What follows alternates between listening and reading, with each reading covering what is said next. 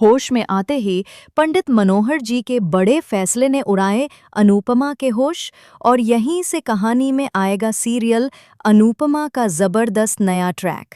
दोस्तों, सीरियल के upcoming track में दिखाया जाएगा कि पंडित जी का बेटा घर आता है और अनुपमा उसे रोकती है और कहती है कि अंदर कैसे आ गए आप। तभी पंडित जी का बेटा, या तो आप जीते जी घर मेरे नाम कर दीजिए, नहीं तो आपके मरने के बाद तो यह घर मेरा हो ही जाएगा। और हाँ, मैं आपकी चिता को अग्नि भी नहीं दूंगा। और वह पंडित जी को धक्का मार देता है अपने बेटे के मुंह से। इतनी कड़वी बातें सुनकर पंडित मनोहर पूरी तरह टूट जाते हैं और उन्हें दिल का दौरा पड़ जाता है। ट्रैक में दिखाया जाएगा कि अनुपमा घबराकर पंडित जी के बेटे से कहती है, कृपया अपने पिताजी को हॉस्पिटल ले जाइए।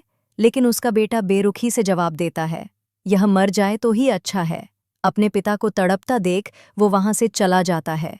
इसके बाद अनुपमा अकेले ही पंडित जी को बहुत मुश्किल से हॉस्पिटल पहुंचाती है।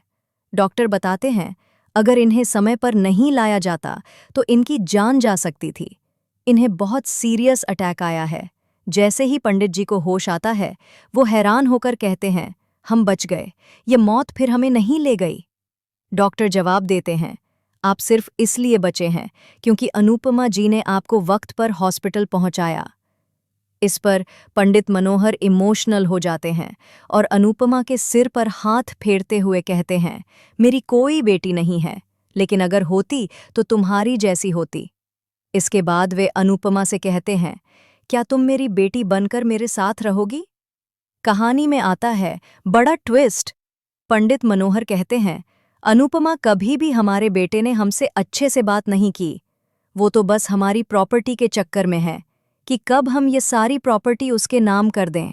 मेरा बेटा चाहता है कि मेरी सारी प्रॉपर्टी उसे मिल जाए, लेकिन अब ऐसा नहीं होगा। मैं अपनी सारी संपत्ति अपनी बेटी अनुपमा के नाम करूंगा। अनुपमा ये सुनकर शॉक हो जाती है।